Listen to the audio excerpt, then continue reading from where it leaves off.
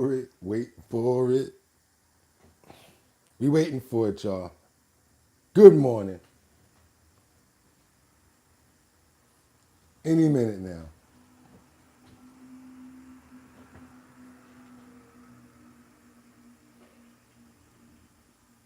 We too fast. We beat the clock all the time. Y'all already know.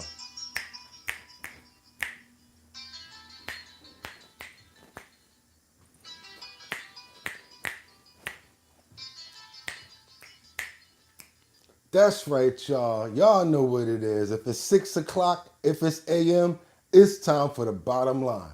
Hold on a minute. You know we can't forget. Yeah, wake those paws up, wake those paws up, wake those paws up. And then shake it off. Doot, doot, doot, doot. How everybody doing this morning? That's right. It's the bottom line. It's your boy Bugatti NYC, and it's Wednesday hump day. That's right, y'all. 2025. Five.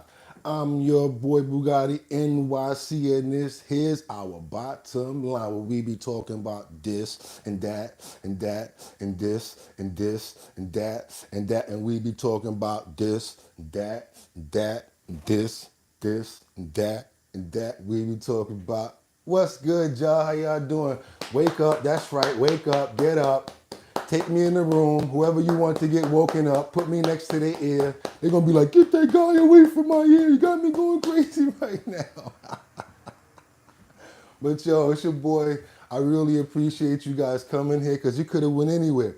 But the fact of the matter that you came here to chill with me, I appreciate you. Y'all already know what it is. Today is Wednesday, March, what is it? The 5th, 2025, like I already said. And I hope everybody had a fantastic evening because I know I did. I slept real good, had a little massage in the massage chair last night, so I can't even front. I'm up, I'm energized. Y'all always wonder why I'm always energized in the morning. Why? After a while, I'm not gonna have to explain to you because we made it another day and we able to wake up and deal with the problems. Y'all already know what it is. Let me get this camera straight. And like I always tell you, anytime you're chiming in, I want you guys to let me know where you're chiming in from so that we can make sure that we go do some research, see what you guys got going on in your town, your city, your little part of the world, so that we can bring that news and we can be familiar with each other. Y'all know we got a lot going on. Y'all see the events over there coming up. We have the Show Your Talent showcase that's coming up soon. That's going to be in all of the liquor stores in New York. You're going to be able to come out, show your talent, make $250 if you got the best talent in that borough. After we do the last one, you'll be able to make $1,000, be sponsored by the alcohol company, and get some fantastic merch while you're doing it. All right, y'all. All right, y'all. I hope y'all doing good this morning. Had to turn up real quick. Let me fix my shirt. Don't want to bust out like the Hulk on y'all for no reason and try to promote the Big Drip collegiate t-shirt for no reason. Okay, y'all. Good morning. Who we got? Rebecca, Lon, Van, Bueno, Bill, Andy. We need more likes. Slept great after watching Trump. Yeah, we got a little bit of that on deck for y'all too. I'm gonna tell you, I had to do some real quick pooling on that because I ain't see the whole thing, so I had to really skim through. It was a lot of what I already know and a lot of what we need to know. So we definitely gonna get into that. But this title was done a little earlier. We still got that content though. But again, we're all here this morning. Hope everybody's good under the sound of my voice. Hope everybody's feeling fantastic. Today, I want to get into this topic because it does have something to do with what's about to happen. It's about to hit our pockets. Yes, it was great watching Trump yesterday, but these tariffs, they're about to start hitting. And this is something that I want us, you and I, our group, to get in front of because they're saying it's going to happen right before or during Memorial Day. That means your barbecues. That means your celebration, promotional stuff that you're about to go get. Maybe, you know, decorations and stuff like that. We may have to cut down on a lot of that stuff economically. Just ain't got it in the pockets right now, y'all. Y'all keep telling me that we don't need that 5,000 stimulus. Maybe after a while, you guys might agree that we do need that stimulus. But right now, we have to cover the fact that Trump says tariffs are needed. in order to get Mexico to take care of their fentanyl problem and make sure that the people on their side are not coming across. We've got Canada. They're getting smart right now. Got a big bust that just happened up there. Probably wouldn't have happened if these tariffs wouldn't have been implemented. But yes, we're about to feel the hit of this. And I think that's a little more important right now than talking about the speech yesterday. So yes, we're going to get into that. Also, like I said, we got a real good show today, guys. We got a lot in the clip. There's a lot to go into. And I just don't even want to waste my time. I mean, your time. I want to get to work. And I want to show you guys what's on the heading and what we got coming. So like I always tell you, let's get into it. Hope you guys had a fantastic evening like last night. Like I always tell you, glad that you guys were able to wake up and be here because you could have went anywhere. But let's get into the title. And the title is Trump Says Tariffs Are Needed. That's the #1 title. I already explained why, but Trump says tariffs are needed right now. Underlined subjects, we have Hegseth orders the Pentagon to stop cyber operations against Russia. Another one would be Mayor Adams says New York City needs to be saved from Andrew Cuomo. As you know, these two guys are the top 2 leading candidates right now that are running for mayoral coverage in New York. Sadly, both of them have issues behind them. Their history is pretty bad. Right now, Mayor Adams is indicted.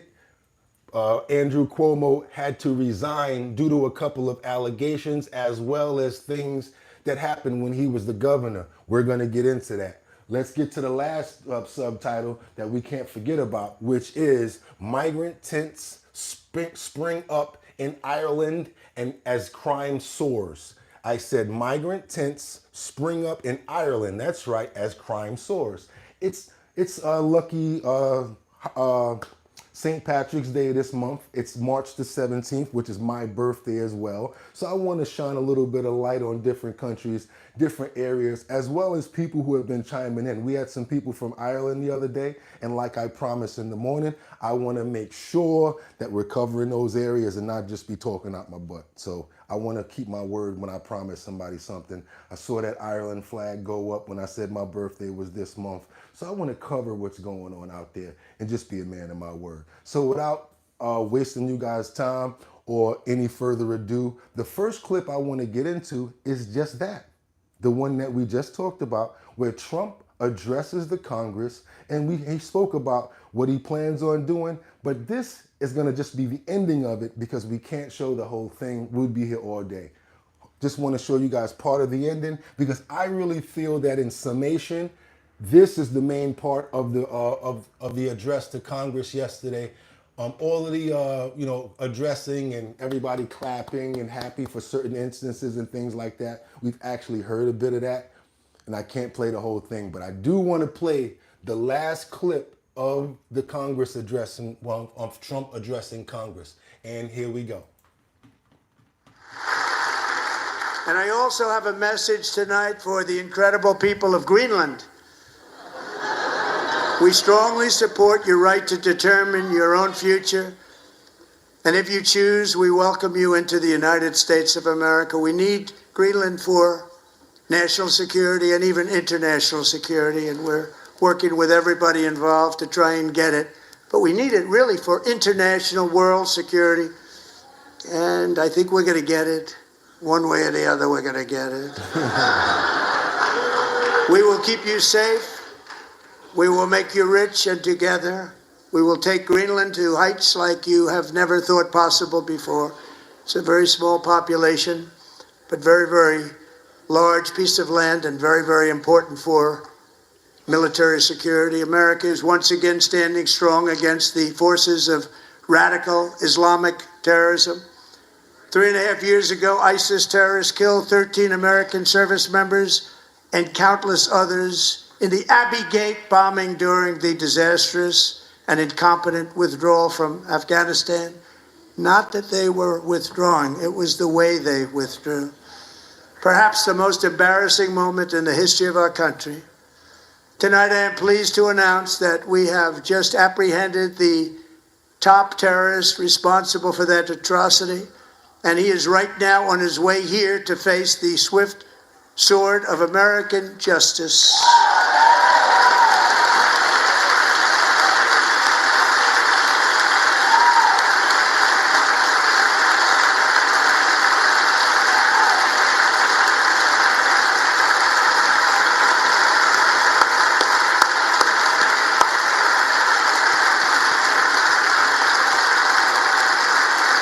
And I want to thank especially the government of Pakistan for helping arrest this monster. This was a very momentous day for those 13 families who I actually got to know very well, most of them, whose children were murdered, and the many people that were so badly, over 42 people, so badly injured on that fateful day in Afghanistan. What a horrible day. Such incompetence was shown. That when Putin saw what happened, I guess he said, wow, maybe this is my chance. That's how bad it was. That's exactly what happened. Should have never happened. Grossly incompetent people. When other world leaders see that it's easy and you don't know what your ass from your elbow by pulling out that way, no pun intended, pause, they're definitely going to strike. We had a weak president, weak vice president. They weren't paying attention to anything but DEI. And when you have other countries that look at you like, look at, these guys are worried about DEI instead of what they should be paying attention to. You get them wanting to go in and strike and find, now that you're weak, let's go cause chaos because now we can take over. I spoke to many of the parents and loved ones, and they're all in our hearts tonight. Just spoke to them on the phone. We had a big call. Every one of them called, and everybody was on the line, and they did nothing but cry with happiness. They were very happy, as happy as you can be under those circumstances. Their child, brother, sister, son, daughter was killed for no reason whatsoever. In the Middle East, we're bringing back our hostages from Gaza. In my first term, we achieved one of the most groundbreaking peace agreements in generations, the Abraham Accords.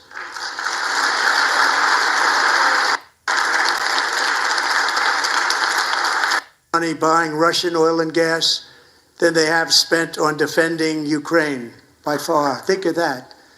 They've spent more buying Russian oil and gas than they have defending.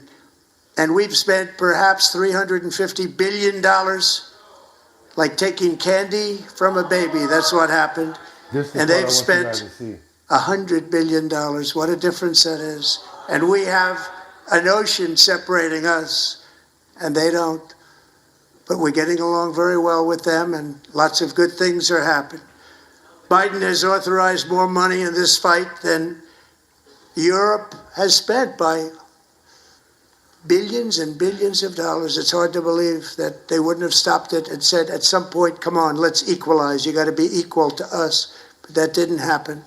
Earlier today, I received an important letter from President Zelensky of Ukraine.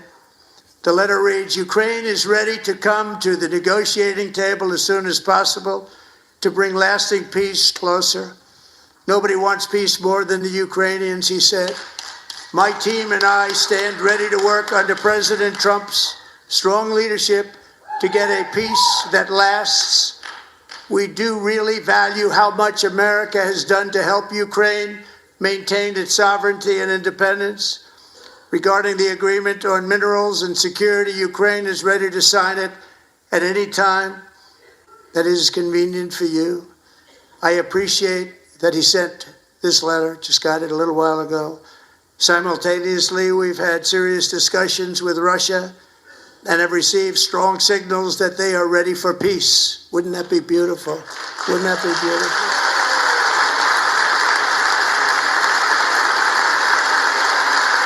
So now I love you guys, but you know we cannot play the whole thing. I wanted you guys to see the last part because that's what we are up to when it comes down to Ukraine and Zelensky and the follow-up. So we had, as a group, the bottom line, to get caught up on Ukraine and what's going on with that. So yes, fantastic.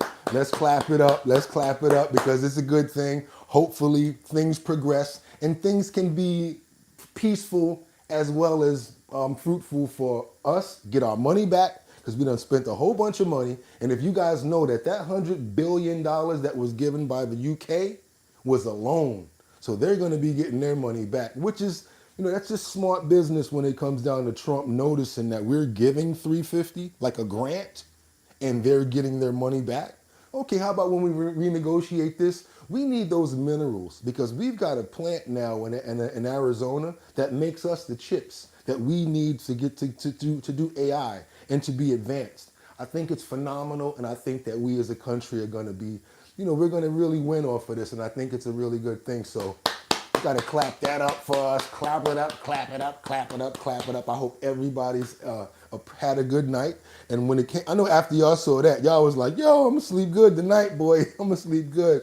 Who wants war? Not us. Hopefully now, what we call it, crypto and the markets can now settle and people can stop being so scared and worried about, the war. That's one thing. Now we need to work on other stuff because we got other stuff going on right now, like, and I hate to go there, but I think that there's something going on with these Carolina wildfires. There's some containment processes that are going on. They're actually hanging out at nighttime now, trying to see what's going to happen and seeing where this stuff is sprucing up from. We're going to continue with the bottom line, but I want to make sure you guys, see what's going on in other places and not just news like this. If you guys appreciate the content, you feel like sticking around, share and like, please double tap the screen. But you and I, we have to keep moving because we need to find out what's going on with those wildfires on our side, our country, and what's going on with people that have been taken away from their homes because of what I think is honest arson. I don't see wildfires just springing up like this all of a sudden. It seems now like it's probably some damn arson going on. So now we have a clip of a news crew that is out right now, basically watching the containment process, and they're going to bring us up to date on what's going on. This is about 5 hours late. 5 hours ago, you guys. How long it'll last. And ABC 15's Gianna Forbes spoke with officials today about what new details she has learned on getting this fire contained. She joins us now from a very smoky Carolina forest. Gianna. Yeah, Jen and Andrew, I first, before that, want to talk about conditions from tonight compared to last night. I was out here last night, probably about a mile down the road, and right now I'm in the Walker's Woods community. This is where they're taking the hit of it, the brunt of it. You can still see these smoky conditions really just laying a blanket over this community right now. Now, we were out here at 5, 6, and 7 o'clock tonight, seeing emergency officials kind of monitoring this area. I've seen them knock on doors, walk to different houses, pull up their fire trucks to different houses, and I think they're basically just checking on people, just monitoring what is going on tonight after what happened last night, if you can see right here behind me. If you are feeling like you need something to be able to breathe, if you're feeling uncomfortable in these conditions, the American Lung Association is actually recommending these N95 masks. So feel free to wear these if you have to get out of the house. But as of right now, this fire is 30% contained, and questions linger when it will reach 100%. You ever heard the phrase fight fire with fire? A phrase that many may be familiar with, now a possible strategy to fight the roughly 2,000-acre wildfire in Carolina forest. Evacuations have been lifted. People are home, but the fire still lingers. They take bulldozers and they are clearing the fuel from the ground. They're getting this down to bare mineral soil and getting a good line around it. As we get one good line around it, right, we spend a good amount of time reinforcing that line, widening the fire break. And this just takes a while, right? It's a bulldozer. It doesn't, it's not fast moving. In fact, you want it to do a good, thorough job of stripping the fuel from the ground. And that's what they're doing right now. The South Carolina Forestry Commission understands that 30% containment doesn't seem like a lot. What they're calling the fuel is the brush, the debris, the wood chips, the fallen leaves that have dried, things of that nature is what they're calling the fuel, the timber. Anything that can keep this fire going forward, that's what they're calling the fuel when you guys hear that, when it comes down to a situation like this. Then what they're talking about is if the fire's right here, they're going to take a bulldozer and make a big round dirt hole right around it, just dirt, just nothing but dirt. This way, once it gets up to that dirt, it can't go any further and make any further fires. The problem is when you got wind coming in from left and right, that wind, I mean that fire and that debris can become airborne and start to skip over that line no matter what, and just things can happen when it comes down to the air and the wind. You guys have seen it before when it comes down to like when you take a lighter and you blow it that way or whatever like that. If there's not enough gas, of course it'll go out. But of course if there's a lot, it's just gonna push that flame to the other side, and whatever over there is going to get ignited. So that's what they're talking about when they're talking about creating like that wall. Sometimes they actually create other fires on the other side, because once it gets there, it'll just die out and like go out. It'll just basically break out. I'm concerned about what's going on in North Carolina and South Carolina right now, because I do have family down there, and I'm sure that other people here have a lot of family members down there too. What we got going in the comments, y'all? I hope y'all having a fantastic day and enjoying the content. We got much more to go. Much more to go. Okay, Betty Lynn, good. This fuel needs to be cleaned up in the first place. Maybe they will do this in more places. I think we need more security than that right there, because that right there is what you do to stop the fire. In order to, to make it less preventable, is do what Smokey said. Don't prevent forest fires. Don't leave open flames and stuff like that. Make sure that you clean up your area. Things of that nature are very important. When it comes down to cleaning the forest, that would have to be with like the government, and I don't know if we have a budget for something like that, but it would be something that would be good to do. It would always be something there that would be ignitable. But when it comes down to the stuff that we're talking about, debris, leaves, and things of that nature, if that was cleared, it'll be less of a possibility for it to go so far, which is similar to what happened in Los Angeles, because what I'm hearing is they had a lot of brush, old like bushes and things of that nature that was just around, that was adding more fuel and gas to the fires. You guys, if you appreciate the content, let's double tap that and get them likes up, because we only got 14 likes right now. We got about 100 and some people in the building. Christina Shelton Burns said, maybe DEW has something to do with all of these fires. Sure Shot X90 says maybe. Bill Andy says, yes, Mary, yes, arson. Christina said 100%. Sure Shot said definitely arson. I think so too. Everybody is saying it too. Frozen Roses, it is now known how these fires start. Yeah, we have to just do what we have to do at this point, and call it what it is. This is arson. It's happening too much. So now what I'm looking to see is it happen in another state or another place. If it's going to be something that's constantly going on, it's just like people are just mimicking and doing the same thing that somebody else did. When I saw a video of someone in Los Angeles riding a bicycle with some sort of a torch, that was riding the bicycle and setting the ground and the brush on fire as he was riding this bicycle, and it was just setting Los Angeles wildfires on.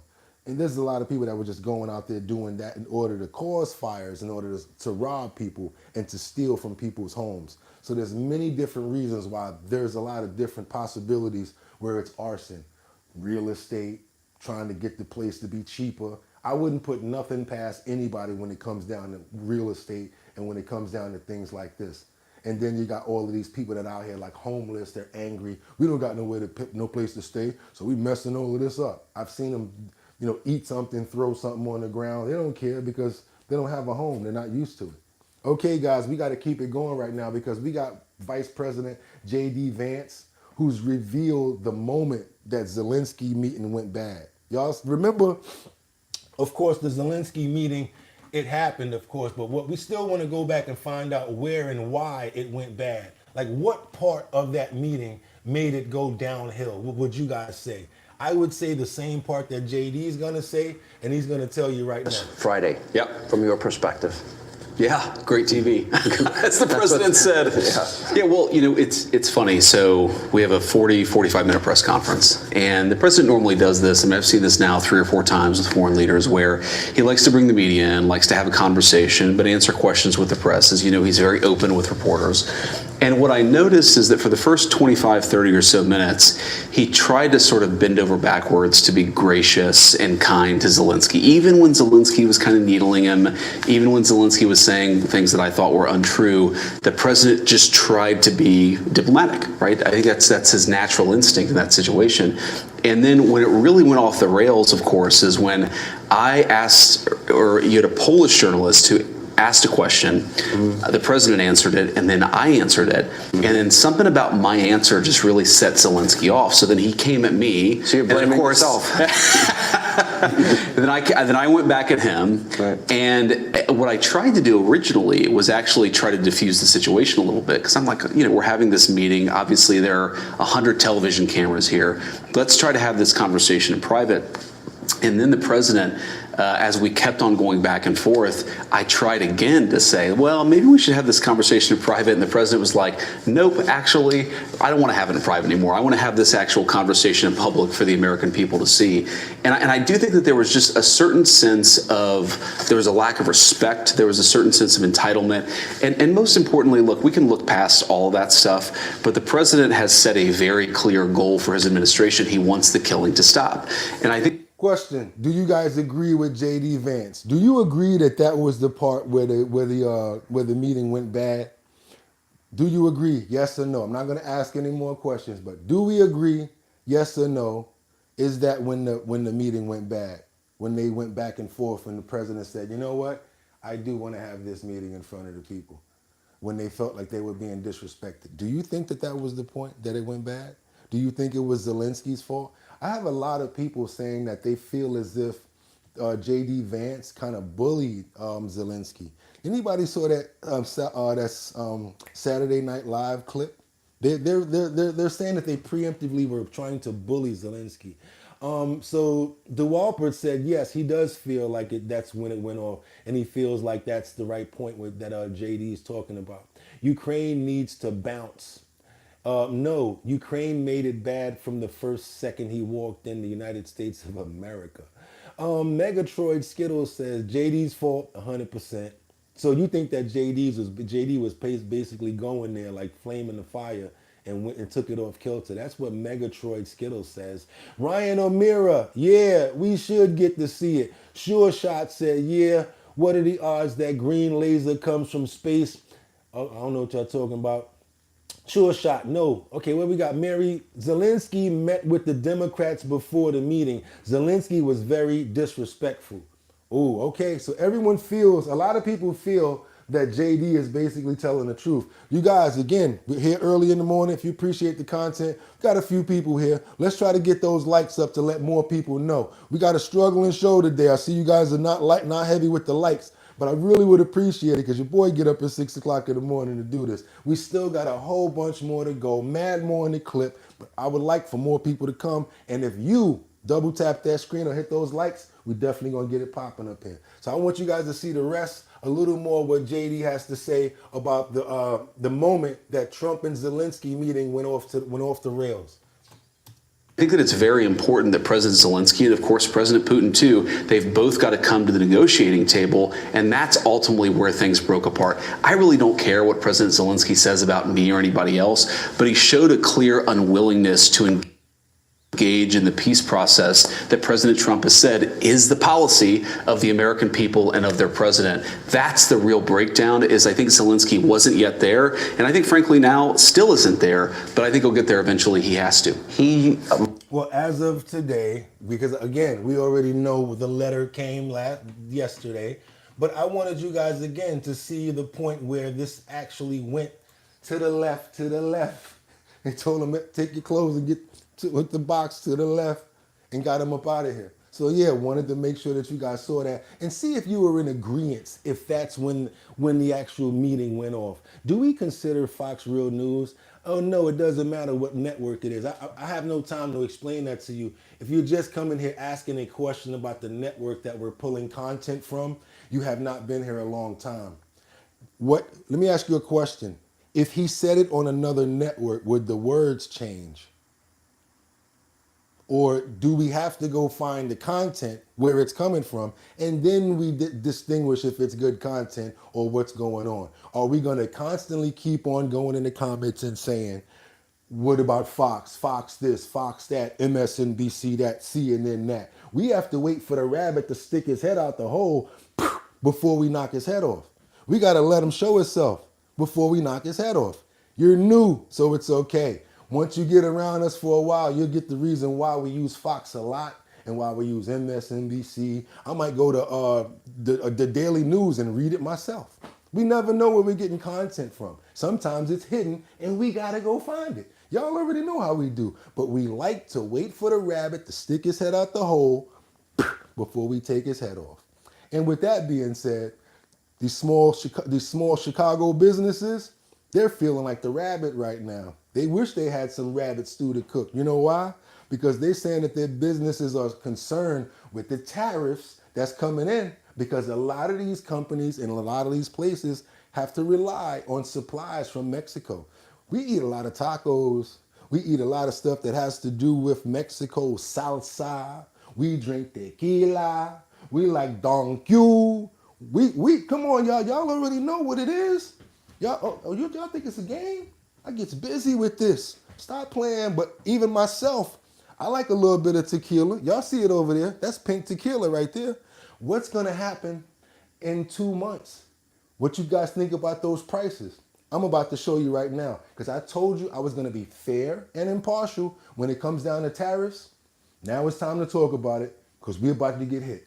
And I need you guys to know when, where, how, and maybe, how hard even. Pause, pause, pause, Bugatti, pause. Let's go. Chicago small business owners concerned over Trump's tariffs on Mexican imports. Good morning. Moreno's Liquors on 26th Street in Little Village becoming an Illinois standout as the largest retail importer of agave spirits in the country. Several of their products come from Mexico. The owner says he's noticed consumers are buying down. A lot of it has to do with inflation. The 25% tariffs on imports from Mexico. Moreno's Liquors on 26th Street in Little Village becoming an Illinois standout as the largest retail importer of agave spirits in the country. Several of their products come from Mexico. The owner says he's noticed consumers are buying down. A lot of it has to do with inflation. The 25% tariffs on imports from Mexico, a worry for him and other business managers.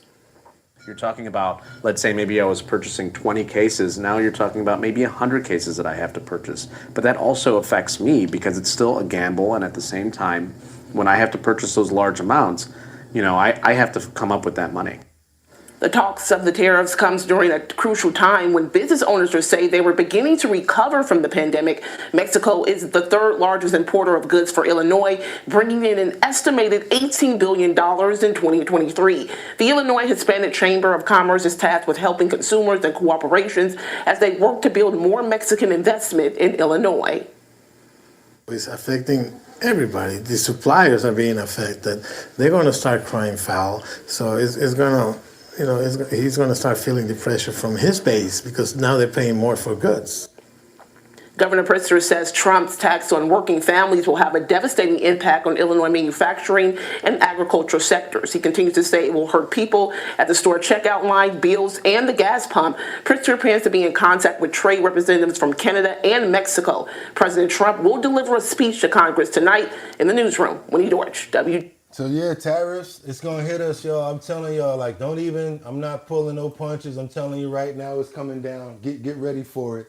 We're gonna have to bite the bullet. What you guys have to say about it, I'm in the comments. Marielle, this is international. Will be another transfer of wealth. Christina Shelton Burns said, I meant it. I'm not mad if there's not much alcohol around. It couldn't hurt. Bill Andy said, Kobe, I am a business owner. Dom One said, no, I'm not going to talk about y'all beef. The Wolperting coat of Startland said, glad we have chickens. Just in from North, I agree. We got Bill Andy who said, we have tolerated Biden for 4 years. We can handle some tariffs. Hunter Altman said, I don't drink. Mary Byers said, Trump has to stand on business with the tariffs. Kobe, they know what tariffs are. You guys right here are really standing on this business. I see y'all ain't playing. If I had anybody to run with, it'd be y'all. Chandler Roth said just paid almost $15 for a dozen eggs. Gotta love the uneducated MAGA. Omar Miller, do you even know what a tariff is?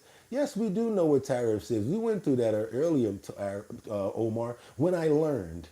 Yeah, because I didn't know fully, but then I learned what tariffs are. Then I learned what reciprocal tariffs are. And then I learned what non-monetary tariffs are. Yeah, you can use them a certain way. But I don't want to waste the educated people on your question because you're trying to like talk down on me or whatever like that. And that's not good enough when you want to talk down on me. It has to be something else because we got more to go. We got to go to Canada and China now because you saw the United States. Now we have to figure out what's going on with the long promised tariffs that go into effect with Canada and China now. There's been a 20%, I think, tariff put on China altogether. And I know China don't play. We heard this from Kevin O'Leary, someone that has nothing to do with, well, he has something to do with politics because you guys understand who he wants for the party. But as far as when it comes down to business, I'm talking about Mr. Wonderful from Shark Tank. He basically told us when it comes down to these tariffs and China, they have not budged with us for years. He's a businessman. He said they knock his stuff off. The way that they treat us is ridiculous. They're really stern when it comes down to their tariffs on us. So yes, it's time for China to give us a little bit of leeway. The problem is Xi Jinping and this guy right here, I forgot his name. I can't get his name all the time. The president of China, he don't flex at all. He don't give us no room at all. He's like, nope, nope, nope, nope. And he also owns part of TikTok. I know that for a fact. So check this out. We want to know what's going on with Canada and China right now when it comes down to tariffs. Here we go. Overnight, President Trump imposing new tariffs targeting our largest trading partners, Canada and Mexico. Trump adding a 25% tax on all goods coming across the border from Mexico and Canada, and an additional 10% tax on Chinese products. The Yale Budget Lab estimates that the tariffs could cost the average household up to $2,000 annually. Canada responding with a 25% tariff of its own on American goods. We are ready should the... Question. Why do they keep showing liquor when it comes down to talking about America goods? Can I see an avocado? Can I see like some eggs? Can we see, maybe a bag of tortilla chips or something besides liquor? They trying to say all we do is get drunk, y'all? Is that what they're trying to say? U.S. decide to launch their trade war. We will be ready. We are not looking for this. We're not seeking this. There's a level of unpredictability and chaos that comes out of the Oval Office, and we will be dealing with it. Economists warn those tariffs are paid for by American businesses, and those costs are then passed on to American consumers by raising prices. That means it could end up costing you more to buy many household goods, including electronics, food and beverages, and oil and gas. I suspect by now, I want to go into this a little bit more because it's not just about this right here. It's about, watch this. It's about, all right, electronics. Of course, Apple, watches, phones, things like that, right? Food and beverages. What do I always complain about? The damn potato chips. The potato chips, the Drakes, the cookies. Yes, I'm a cookie monster. I love fruits and snacks. Don't the kids like it? The fruit snacks. The everything going up again. How is this possible? What are we doing? How are we gonna keep on doing this? And then the stuff and the oil and gas, this is gonna hit us in more than one way. Because if you're not all electric, that comes down to food prices. So now the food that you buy, when it's cooked, if you're using oil and gas, i.e. restaurant, i.e. food place, fast food, that's going up too. So all of this is just going to go that way again. Hit us right in the pockets. McDonald's, all y'all fast food stuff or whatever like that. Can imagine what that stuff is about to go to if it starts to go up even more. We're just talking about regular consumer items like a gallon of milk and a dozen of eggs. And then with the bird flu situation that's going through, this man, somebody just said he paid $15 for a dozen of eggs. Just now. And do me a favor, sir. The person that said that they just paid $15 for the eggs, I need to know what state you're in. All of us want to know what state you're in because we want to know what state charged you that for that egg, for them eggs. We want to know. I suspect by Memorial Day, we will all feel the effects of the higher prices on all these different products that we import from China, Canada, and Mexico. The auto industry is also expected to take a hit, with the average new car cost increasing by over $3,000, according to research from JP Morgan. So what they have to do is build their car plants, frankly, and other things in the United States. But Trump says the tariffs are needed. He says the U.S. is getting ripped off by bad trade deals that cost American jobs. And he claims Canada and Mexico aren't doing enough to stop illegal immigration and fentanyl shipments, even though less than 1% of the fentanyl in the U.S. comes across the Canadian border.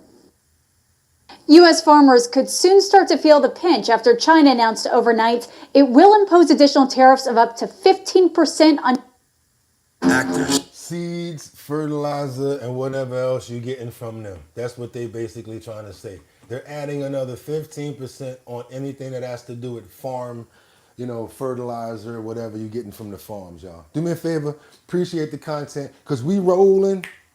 We got much more to go. We ain't even halfway through. This clip is, yeah. Got much more to go, y'all. This is called The Bottom Line, our bottom line. We get busy over here. Let me read what you guys got in the comments, because I know you probably got some stuff I need to know. Kristen, what's that? What we got? We got Kirsten Forsyth, for sure. Exactly the Gilded Age. Exactly, almost to the nose. What Donald is calling this age, the Golden Age, they're the same damn thing. Batman, I am in Virginia. Eggs are as cheap as $1.99 a dozen. Organic eggs about $4.99, $8.99, just depends on what brand.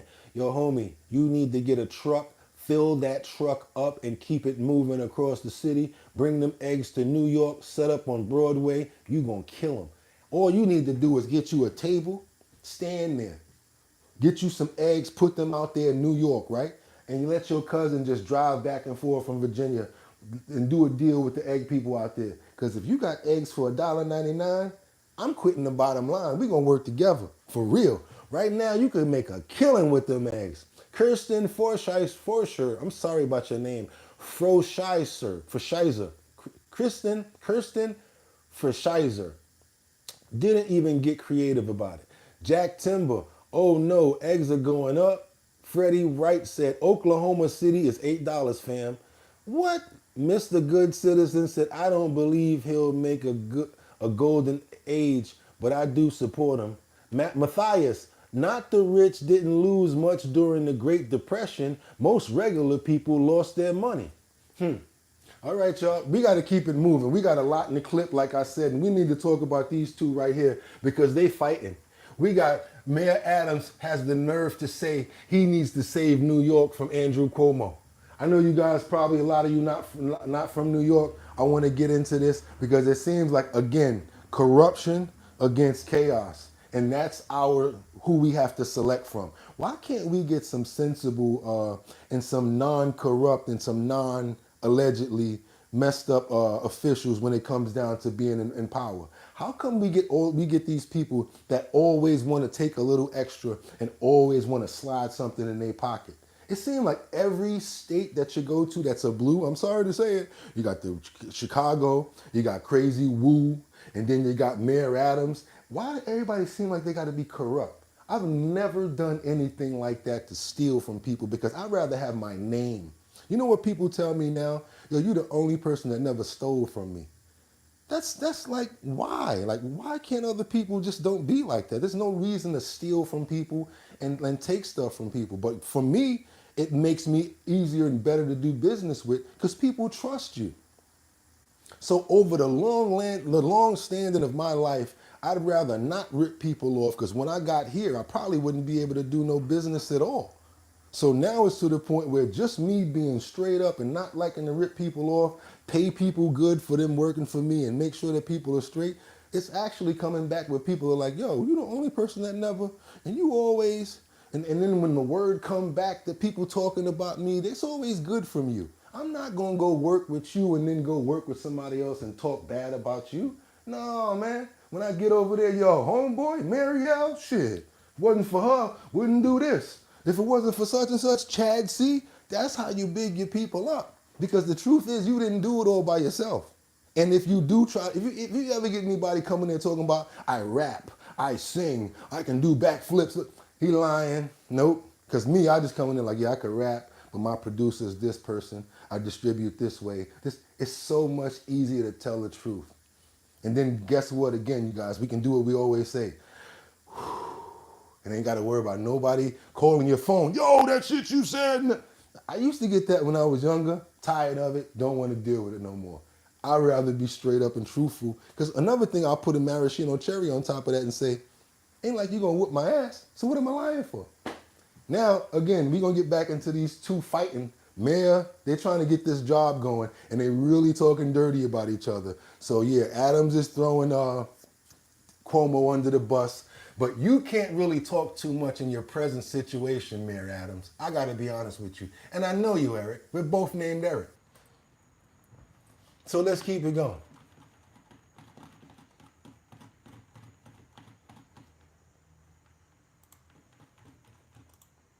Governor Andrew Cuomo, to say the least, shaking up the race for New York mayor. He's leading big in the polls, and no shocker, other candidates now turning on him with political fire, including the sexual harassment allegations that forced Cuomo to resign as governor 3 years ago. As for Mayor Adams, he says he's running on his record and believes he can win despite the criminal charges filed against him and despite the controversy over his relationship with President Trump. Adams and Cuomo now getting most of the attention in a race that already has 8 announced candidates, including an incumbent. Unpacking all this for us, Eyewitness News reporter NJ Burkett. He's live at City Hall. Duke? And right, Bill, we are expecting an announcement this week in addition to all of that from the City Council Speaker, Adrian Adams. Yes, it's a huge field of candidates. At the center of all of this, 2 political heavyweights with very contrasting views of New York.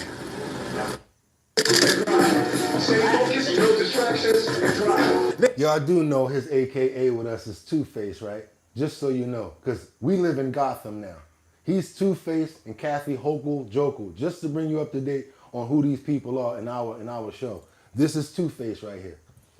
Mayor Adams told reporters that former Governor Andrew Cuomo has it half right. My friends, we can save our city. Does the city need to be saved? Yes, I do believe we need to be saved from him. New York needs to be saved not by Cuomo, he said, but from Cuomo. In a 17-minute video this past weekend, Cuomo portrayed New York as a city in crisis, promising to tackle everything from homeless mentally ill in the streets to fear in the transit system and the onslaught of e-bikes. The city just feels threatening, out of control, and in crisis. These conditions exist not as an act of God, but rather as an act of our political leaders. Okay, what do you guys think about this? I know it's not a lot of people from New York that's probably in here, but I do want to know what you guys think. I want to know what you guys think about this. Not too many New Yorkers. Yeah, gas whereas on my Oregon is $3.80. Matthias said there's a good candidate, but of course they don't show him. Who's that? You talking about Sliwa? Bill Andy said, who was the last Republican mayor of New York City? Good question. Was that Bloomberg? Was it Bloomberg? Because the other one wasn't. I think Bloomberg was. Bloomberg was pretty good. You know why I like Bloomberg? Because he liked to keep the city moving. He was kind of like George Steinbrenner was good for the Yankees. Bloomberg only cared about the money. He didn't care if it was snowing, get them trucks out there. We're going to pay people $20 an hour just to keep the roads going because we need the arteries of the city to keep moving. That was a very strategic mayor that we had. So that was Bloomberg, Bill. Christina said, all this stuff talking about Trump ruining shit just likely y'all did last time, and he didn't. Won't this time either. And then we got Bill Andy that said New York City needs to have a Republican step in and run from mayor. I think so too. We went from $2 per gallon to gas to $3 fast. That's crazy. Yeah, so this is what we have. The sad part about it is this is what we have in the mayors that we have. And guess what? Put the cherry on top. Now in the Bronx, we got another migrant shelter opening. And then they saying that, this is another thing, they're saying that Mayor Adams was just like, the reason why they closed the Roosevelt Hotel is because the funding was shut down, not because Mayor Adams said we want to end it. FEMA shut down. Remember that funding was shut down where they took back that $80 billion from FEMA because the money was going to that hotel?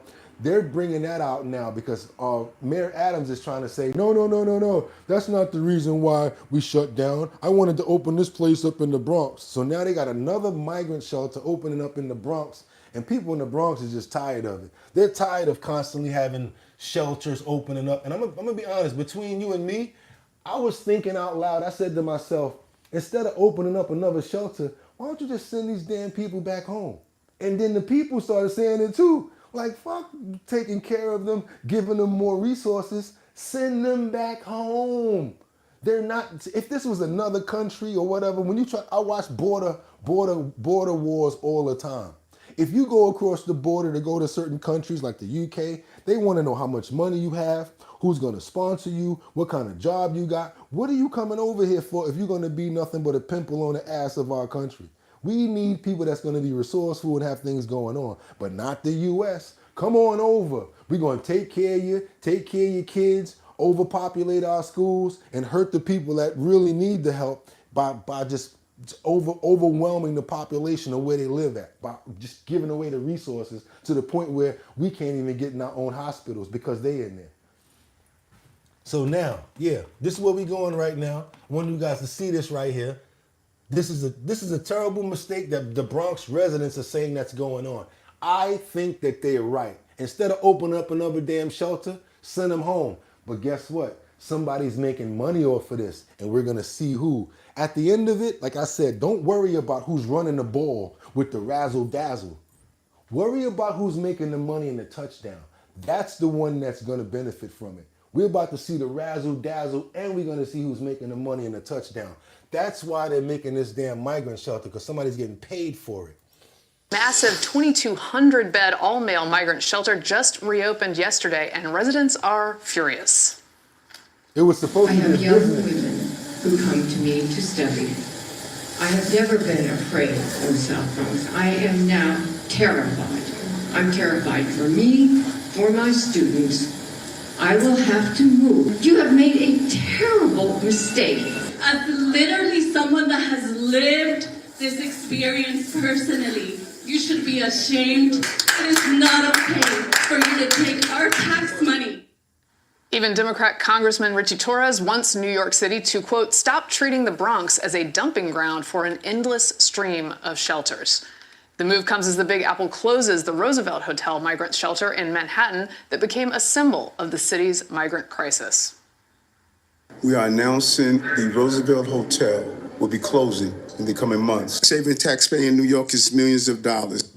Now we're going to show you why. He's full of crap, y'all. This is why he should not be the president. And then why are you whispering saying it? What's going on with that? You look suspect. All suspect stuff that he's doing. And the Roosevelt Hotel will be closing in the coming months. Like you had Saving something to do taxpayer with it. in New York is millions of dollars. Certainly hitting close to home for the folks in the Bronx. What of the vibe shift? What's happening now? Well, look, they're closing Roosevelt, so basically they're taking a lot of them that were here in Midtown and they're moving them out to the Bronx. And it's, as the congressman said, they become a dumping ground out in the Bronx. Every one of those people should be deported. They don't need to open any more migrant shelters.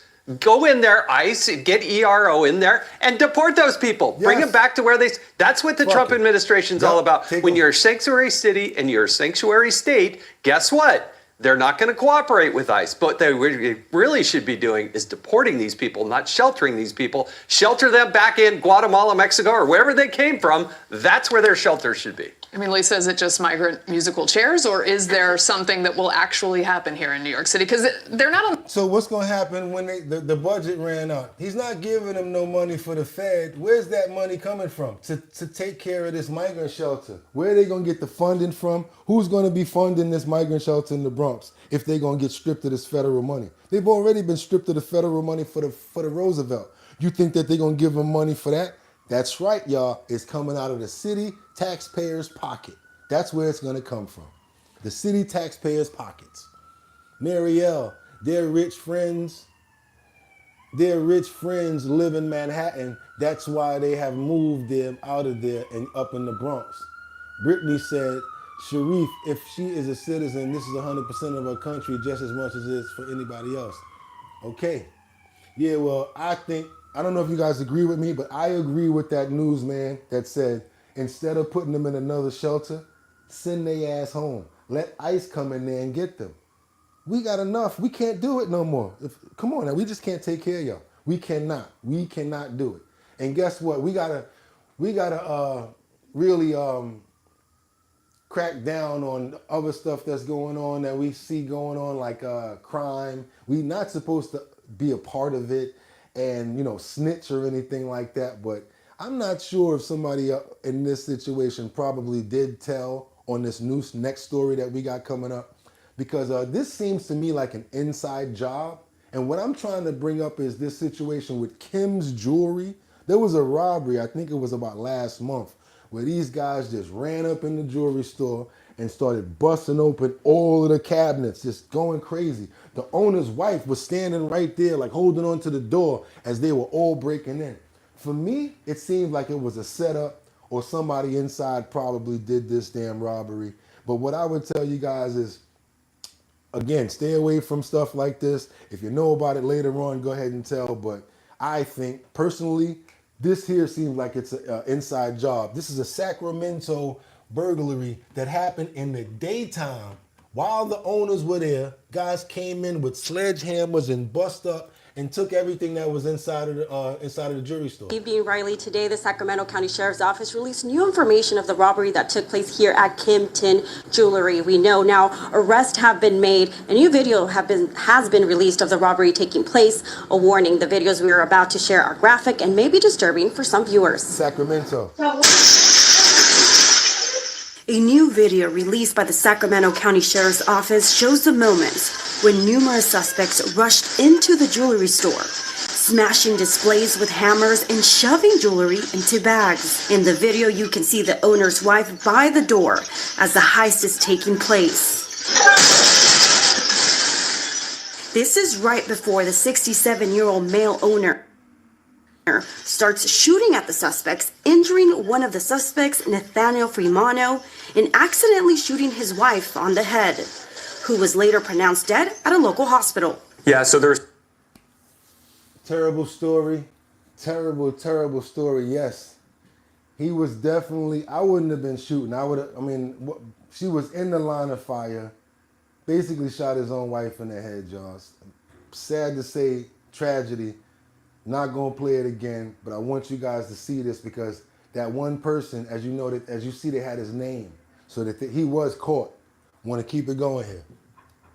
Wait a minute. If you guys like the content, because I definitely had to search for something like this, do me a favor, please. Double tap that screen. I don't want to show it again, but double tap that screen and let me know you appreciate the content. Let's get those likes up. We got 199 people in the building. We got 42 likes. We're going to have to freeze it here before we can keep on going. We need to get up to at least about 60 likes right now. I need at least 20 people to go ahead and double tap that like button. I really appreciate that, guys. We got this Sacramento situation where the deputies make an arrest in this jewelry robbery. They made an arrest. Want you guys to see who it was and how it went down. You already saw how it went down, but do me a favor. Let's get those likes up, because we got about 47 likes. And that's not too cool when you got about 478 people in the building. I really want to get people in here. I said it earlier, not like I'm your parent enough, and I thought that you guys were going to hear me out, but I hate to do this. I'm going to have to freeze the content until we get some more likes over there, because it just doesn't make sense. We already know that a lot of people are going to leave. It always happens, but we will get a new swarm of people that comes in from those likes, as well as the great content that we have over here. Thank you for all of the love right here on the right side. I see all of those hearts coming up. That's dedicated people that really rock with us, and I really appreciate you guys for appreciating me. everybody with jokes and comments and stuff in the comments, you do realize that you are in our comment section and you are making there with those jokes. So you're really not making too much sense right now, because if it wasn't for me having this live going on, you wouldn't even be able to make those jokes. So yeah, you're not really too funny right now, especially when it comes down to the severity of what we're reporting. So instead of that, you can actually kick a rock for a block and leave. And the people that actually want to be here, they can actually see the rest of our content here at our bottom line, those people that appreciate us. We got 56 likes. We're going to ask to get much more than that. We got to get some more likes than that. We've been running the show for at least about 30 minutes now. We're going to really need much more likes than that. Let's go ahead and double tap that screen and get those likes up, guys. We got 148 people in the building. We only have 57 likes. We look like crackheads. That's not good. We don't care about the coffee because we got coffee in the kitchen. But what I would appreciate if you guys go ahead and double tap that so we can get those likes up, because you're holding up the people that actually did like the video already and that are actually playing the game the way that we're supposed to do it here. Thank you. And whoever got jokes, I can get you up out of here. Let me know. Whoever want to leave, let me know. Keep on with the jokes. Let's go. I can get you up out of here.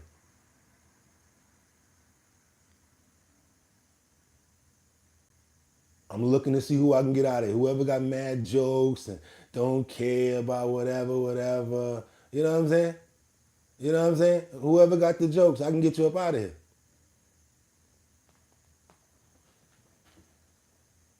Dead ass, I can get you up out of here. There's certain details about the investigation I cannot share. However, just during the course of our investigation, we gathered a lot of surveillance video, not only on scene, but away from the scene. We gathered a lot of electronic information, and just talking to the public, we got some information that led us to these 4 individuals. Among the 4 arrested were brothers 22. This is how I knew it was somebody Asian and somebody that probably visited that place before. The sad part about it is the lady lost her life because she was in the line of fire. I do believe it's possible that these guys are going to get that murder. They're going to get those charges because they're the ones that initiated the incident. Video, not only on scene, but away from the scene. We gathered a lot of electronic information, and just talking to the public, we got some information that led us to these 4 individuals. Among the 4 arrested were brothers 22-year-old Nathaniel Fuimano, 19-year-old Sonny Fuimano, and 28-year-old Aaron Fuimano. Also arresting 19-year-old Hanson Dang, who have all been booked into the Sacramento County main jail facing robbery and conspiracy charges. As of now, the owner of the jewelry store does not face any charges. The investigation is still ongoing. We still have a lot to go over. It's a complex case. There's a lot of moving parts. There's a lot of people involved. Limited information has been released about any additional suspects. Currently, it is unknown whether the suspects have any connection to the jewelry store owner. There were a number of agencies that we worked with throughout this entire investigation, gathering information, because a lot of these people were arrested outside of Sacramento. They were arrested in the Bay Area. We were working with them to gather that information. It's unclear how much was stolen that day, and none of the jewelry has been located. All suspects are expected to appear in court next. I think somebody went in there and saw the spot and the layout, and they probably went back and told their boys that they probably can pull this off themselves, and basically went in there and tried to do this robbery. And the sad part about it, again, that I keep on bringing up, is the lady lost her life because she was in the line of fire when her husband was shooting. To me, I don't even think he should have been shooting while she was over there. If you're going to shoot and they don't got guns, I'm going to run over there, grab my wife, and then I'm going to handle these guys. I'm not going to shoot while my wife is in the line of fire. There's no way I'm going to do that. Because guess what? He probably were able to get them to run out. They still robbed him, but now he doesn't have his loved one, his wife. I don't care about no amount of money. No amount of money can bring her back. So now he got to suffer with the loss of his wife being buried, her no longer being there, plus his business taking a hit like that. I wouldn't even want to open a business anymore, especially that location. Sad instance, you guys. RIP to the family, and I want to send a prayer up, and I hope that he has the strength to keep it moving, to stay moving forward. Because a lot of people, they actually take their own lives after situations like this, and it's pretty crazy. Okay, we're going to Ireland because we got some remarkable migrant tents that's popping up. But y'all, when y'all see the way that they deal with these tents over there, I'm gonna put it like this: you better not be inside that tent when sanitation comes. Because they got a claw that comes over, picks up the whole tent, and puts it inside the garbage truck. Watch this right here. They don't be playing in Ireland, y'all. They are not playing. You ain't getting that lucky messing around in Ireland. Check this out. Ireland right now. You know, I see an awful lot of it on social media, but he's actually gone down to see what's going on in Ireland, where they've got a massive immigration problem, vigilantes on the streets, arson, a stabbing of a rapist, a migrant crisis, which has been going on now for months and months and months. Tent cities popping up across the country. It really is quite remarkable. For a country that I used to visit on a regular basis, I haven't been there for a long time, you know, it sounds completely different to what it was like just even 15 years ago or so. Oliver, very good morning to you. Morning, Mike. How are you? Yeah, very well indeed. Thanks for joining us. I mean, I've been watching with some alarm on social media what's been going on in Ireland, and it's always difficult to know when you're just watching it on social media whether, you know, you're seeing something being taken out of context or you're seeing something really bad happening. But it seems to me from your piece that it really is a kind of crisis of huge proportions for the country. Well, Mike, you've been there a lot, same as I have, and you still get a very friendly welcome over there, even as an Englishman. But at the moment, Ireland, 1/5 of people living in Ireland were born abroad. And that, of course, includes people that are born in England with Irish relatives and so on. But right. That's quite a stark figure. And it's been taboo for quite a few years in Ireland to discuss immigration, because obviously there's been great immigrants all around the world, UK, Australia, France, but now it was a live issue at the general election there in November. So all over the world, I had no idea that there's migrant camps in Ireland. Like, damn, like they going everywhere. Like, you mean to tell me they are migrating literally everywhere throughout the entire world once they saw that it was happening in the United States? This is crazy. But we got more to go, y'all. We got to keep it going because I got this important story that I want you guys to see right here with Pete Hegseth. I got a question, and I don't want to get in no trouble for this, but I got a question because it came to my mind when I saw it and when I read it. Do you guys think that there's something going on with Usher? Not the dancer Usher, but our Usher? Because they're saying right now that Pete Hegseth has been ordered he ordered the Pentagon to stop cyber operations against Russia. And like, what I don't understand is if that's something that they're doing as far as like quietly and not supposed to be promoting, why would it get out into the news? Like, why would you announce this where the news hears about it? Yes, Pete Hegseth has ordered the Pentagon to stop cyber operations against Russia. I don't get it because, this has to do with spying, this has to do with information gathering, and it's always done by countries, and it's just like something that countries do anyway. So what I'm not understanding is why is it being promoted and why the news knows about it and why they're trying to put that out there. What they're saying at the administration is they're trying to show that they're bipartisan and not being on one side with Ukraine. So what they're doing is pulling back from cyber operations. But then the question was asked, are you also pulling back from the tariffs? Does that mean that the United States is going to now take away the tariffs that have been implemented on Russia? And that's something that President Trump said could be in the cards, because they want to make it as if they're fair and impartial and they have nothing to do with either side winning. So that's the understanding of why they're saying that the Pentagon is stopping the cyber operations against Russia. That's what they're saying. I don't know what you guys think about it, what you feel about it, but that's why I'm asking, how do you guys feel about it? Do you think that, we're playing favor to Russia by doing this? Because some people think that we're playing favor to Russia by doing this. All right, the White House is pausing all military aid for Ukraine. Days after President Trump and Zelensky had that heated Oval Office meeting, I'm sure you saw that. The decision also comes after Zelensky said a deal to end the war is still very, very far away, leading to this response from President Trump. I just think you should be more appreciative because this country has stuck with them through thick and thin. He said he thinks the war's going to go on for a long time. And he better not be right about that. I want one thing to happen. I want all of those young people to stop being killed. They're being killed by the thousands every single week. That's always been his objective. Florida Congressman and member of the Foreign Affairs Committee, Brian Mast, joins us now.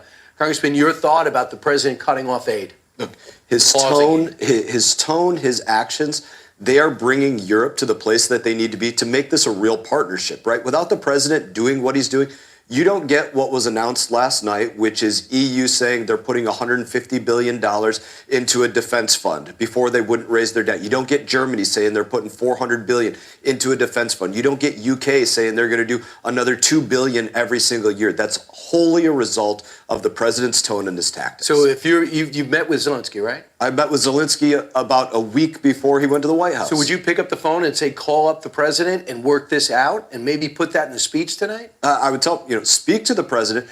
Be grateful that he gave you everything that you were asking the American people for a week before you went to the White House. He brought that to you, and you found a way to screw it up. Now go back and fix it. So I just see Pete Hegseth, Secretary of Defense, is halting cyber operations against Russia. Why would he do that? Look, this is something that the administration, the president, everybody that's negotiating, they're trying to be the middle of the road, neutral arbiter that can be viewed by both sides as somebody that can actually bring a peace deal.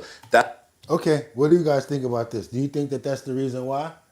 We got Trevin Butler, people who make money only interested in making money. Christina Shelton Burns said, yes, stop the war. What else we got? We got Trevin Butler said, you guys are just eating the BS up. Feed you. Let the BS feed you. Brittany said, what is ES? What is ES? ES? I don't know. Candy Jones, Gotti, did you ever stay in Florida? Not for a long time, but I have been down there. I got some friends that live in Miami. Yes, sir. All over, Kendra Walker said. Craig Cleary, how are immigrants in Australia? Wow, I thought Australia was real strict. You see that, right? It's everywhere. Marielle, I'm shocked because Ireland is super liberal. Yep. Christina Shelton Burns said, yep, it's crazy everywhere. Sharif Iron said, yeah. Rena Love, what are those tents? I don't know what those tents was, but I know one thing. They was picking them up like, man. It was pretty crazy. Pretty crazy. But I want to know what you guys think about this, because they're saying, and even the news anchor asked, why are you guys stopping the cyber operations against Russia? That's why they're stepping away, I think, in that respect, to make sure that they can be the ones that say, I'm going to talk to your side of the table, and I'm going to talk to your side of the table. We're going to get this done.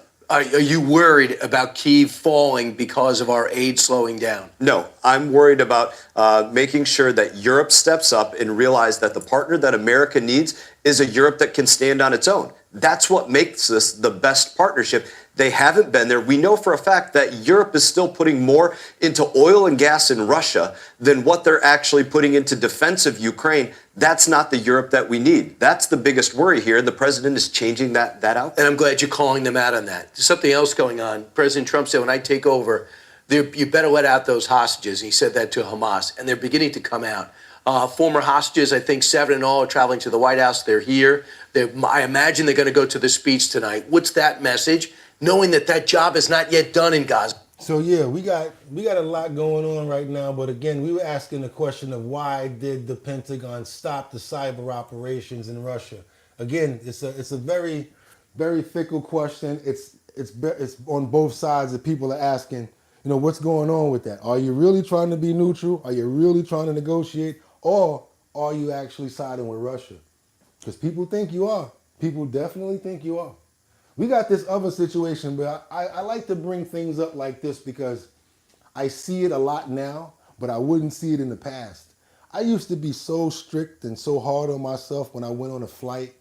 I used to make sure I was dressed right. I used to make sure that I cleaned my bag to make sure that there wasn't nothing in there. Make sure I got no problems going through TSA.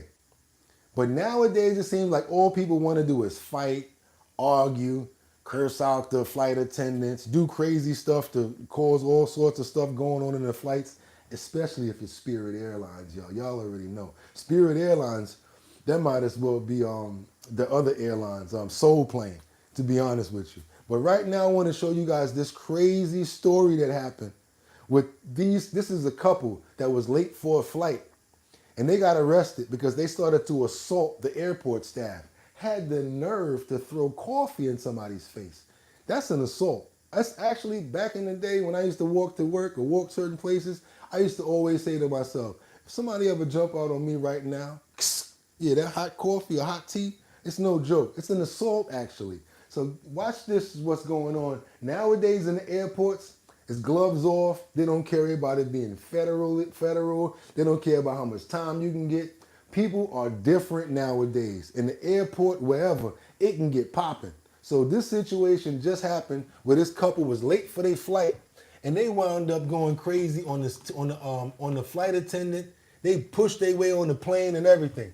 Check this out. Both running late for their flight at Miami International Airport are facing charges after deputies say they tried to force their way onto a plane and attack staff, throwing coffee at an employee. It happened Sunday when the man and woman identified as Rafael Sarifa Novaez and Beatrice Rappaport de Campos Maya.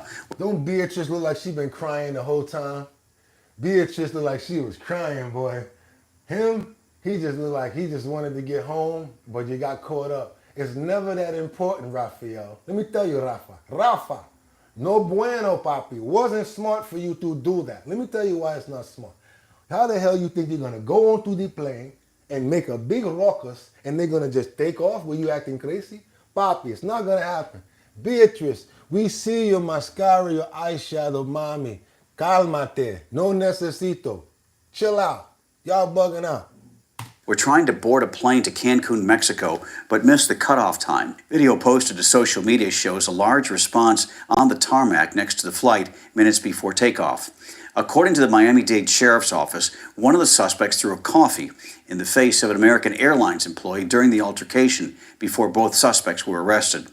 A spokesperson for American Airlines told CBS Miami, acts of violence are not tolerated by American Airlines, and we are committed to working closely with law enforcement in their investigation. Sarifa Novaez was charged with resisting an officer without violence and trespassing, while Rappaport de Campos Maya was charged with 2 counts of battery and trespassing. Last month, footage of an altercation from a front... This is the type of stuff I'm talking about. It looked like blood on the window. And let me ask you a question. What are you gonna do when you in the air trying to bust the window open? You trying to KILL hockey sticks everybody on the plane? That's a big dent in the side of the plane, right in the window right there. Now, if that window would have went out or got sucked out, then what? This is why people nowadays need to get their ASS's whooped. They really do. Y'all, do me a favor. Let's get those likes up to let people know we over here, what we got going on. Do me a favor, double tap that screen. Let's get these likes up to at least 80. I really appreciate it if you appreciate the content, guys. Let me see this. Kendra Walker said, I've never been in a rush to get anywhere, so planes are blank for me. And then Stardust said, you jumped from tariffs to some coffee throwing incident in an accent. Yeah, I do stuff like that. Natalie said, people act like they're possessed. Christina said, people are just so crazy anymore, acting like they never had a mama or a daddy. Yeah, but then again, if you think about it, Christina, their mama and their daddy didn't train them right, didn't raise them right. That's the problem. And if you're being raised by people that aren't smart or that don't have the wherewithal, then what? Then you think about it, the babies having babies, they haven't been educated enough to teach a baby.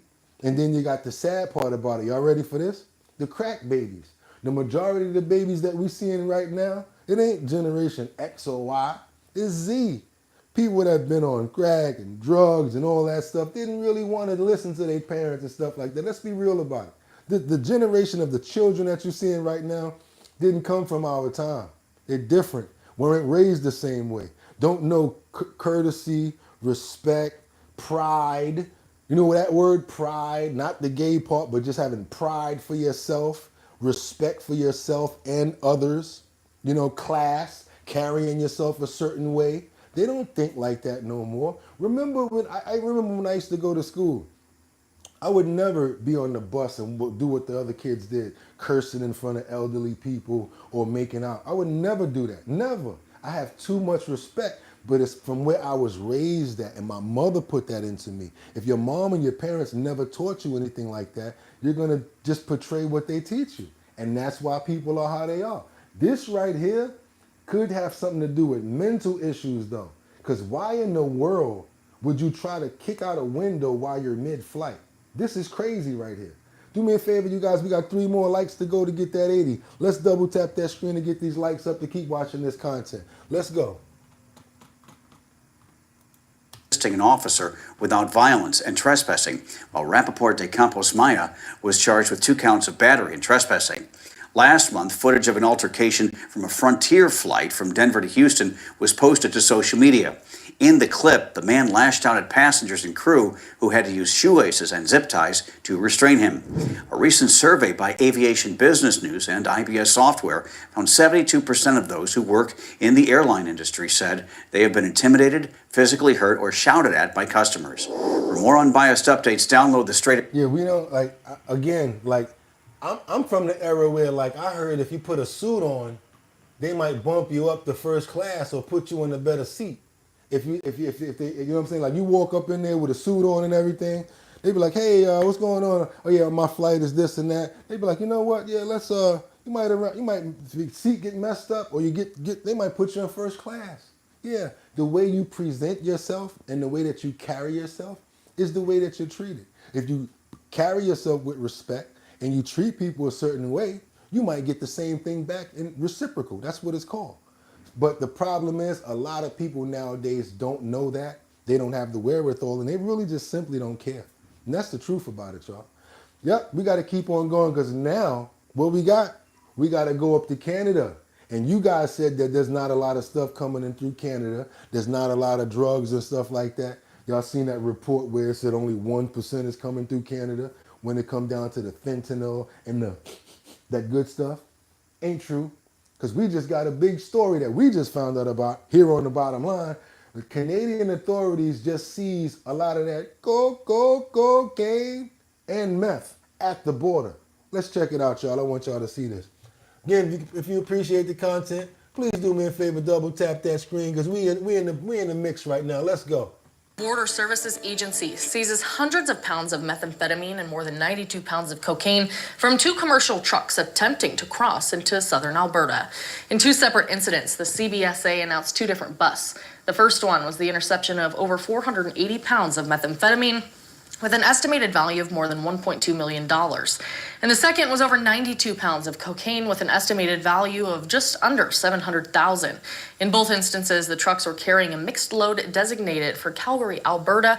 I talked to the Canada Border. So they're trying to say it wasn't coming in through there, but hey, we got proof right here. Meth and was seized at the border, but the previous people said that it wasn't. That's why we like to go to more than one platform, because we want to see when they stick their head out. Wait a minute, 1%? This looks a little more than 1% coming over the border when it comes down to Canada, y'all. Designated for Calgary, Alberta. I talked to the Canada Border Services Agency, who tells me their goal of keeping these trucks off of their streets. Yeah, the goal really is the safety and security of Canada and the people who are in Canada. That's we take that very seriously. That we're on the front lines, standing on guard for Canada, and working to preserve the health, prosperity, and security of our communities. In both cases, the Canada Border Services Agency arrested the drivers, who were then transferred to the custody of the Alberta Royal Canadian Mounted Police. Yeah, that's how it goes down. And on the other border, it's going to be the Homeland Security taking them, or it's going to be the military taking them. And then where they going to go, y'all? Guantanamo. Or actually, no. They're not even housing them anymore in our country. They have to stay on the Mexican side because we have that agreement going on right now. It's kind of crazy, y'all. What y'all think about that? Today, we did a mixed bag. We like to honestly keep our word. We had a lot of people from Canada the other day that tapped in, as you guys can see. Had to do to Ireland because of the fact that it is the month of what? St. Patrick's Day, my birthday, the 17th of this month. So we're going to definitely turn up. I might even go outside to do something crazy. I don't know. But then again, I got to be careful because it's still New York, a sanctuary city. So I got to be thinking about making it to the next birthday versus jamming out so much on this one. You guys, it's going to be your last opportunity to like the content if you do. Double tap that screen just to let me know that you appreciate the show. We had a fantastic show today. As I always tell you, we got much more to come because I don't got nothing else to do but come here at 6 o'clock in the morning because I love doing it. And we the #1 show in the morning anyway. You might ask why we jump from this story to that story to this one, because a lot of stuff is going on. Sometimes we sequence, sometimes one thing might pop out of sequence, but it ain't that serious as long as we get the story out and as long as we become educated. Not going to be a whole bunch of stuff going on all the time. To be truthful, I wish there wasn't a lot of tragedy and negativity and bad stuff to report. I wish I only came here to report stuff about dogs, about puppies, and about fun, and about us making it somewhere, and about everybody striving and getting to where we want to be at. So if you're under the sound of my voice, just understand that as far as I'm concerned, I'm not a Democrat. I am not a Republican, and I am not an independent. I am a human being. That's why I created this platform for all of us to have a place to come to. Flip on me in the comments. Say what you feel. Doesn't matter, because if you're a human being, you have that right to do that. And we should be able to live together in harmony no matter what your damn party that you feel about or what you want to be. Sometimes I might stray because I might feel strong about that point or behind that person's view. Does not mean that I'm part of that party. Also, I like Trump, I like Democrats, I like other people.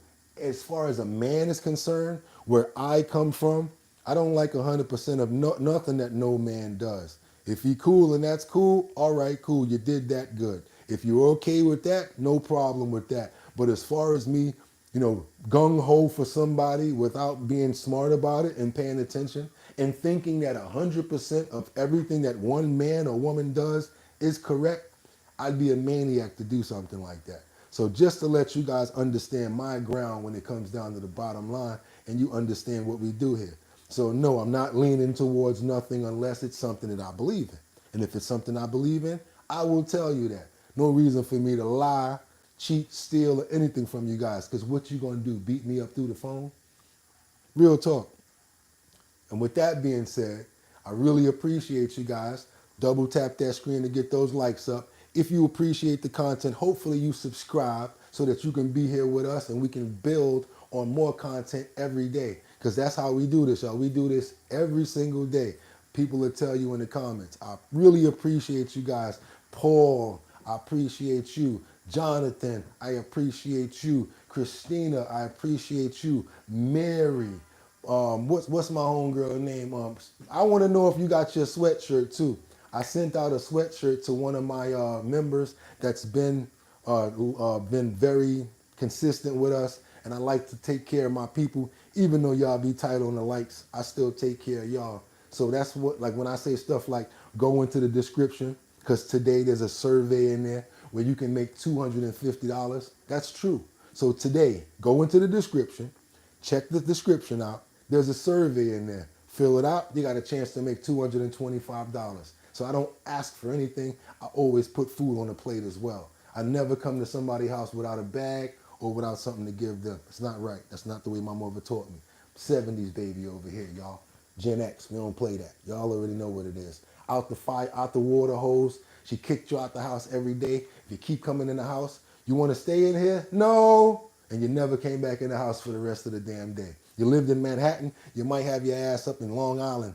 But before curfew, you wound up having your ass in that house. Y'all know what Gen X is. We don't play. And that's why we're still here. And that's why we're fathomed about the craziness that's going on around us and why I can be able to express this, because it's nothing that we're used to.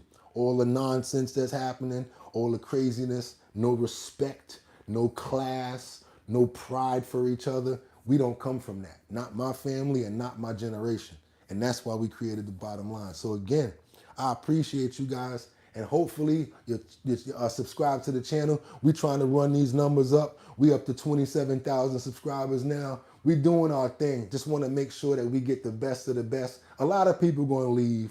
We're going to get those waves where we're doing good and we're doing bad. But that's life. And guess what? You still got to keep on getting up. You still got to keep on working. So why not do it good and do it the best that you can? That's how we move over here. And that's why we get up every day and we keep on pushing. So with that being said, I know I can talk long.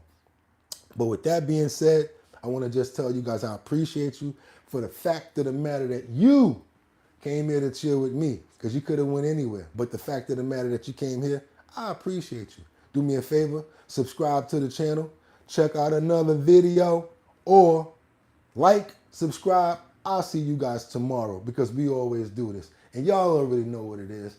Y'all know what we about to do. Y'all already know. See y'all tomorrow.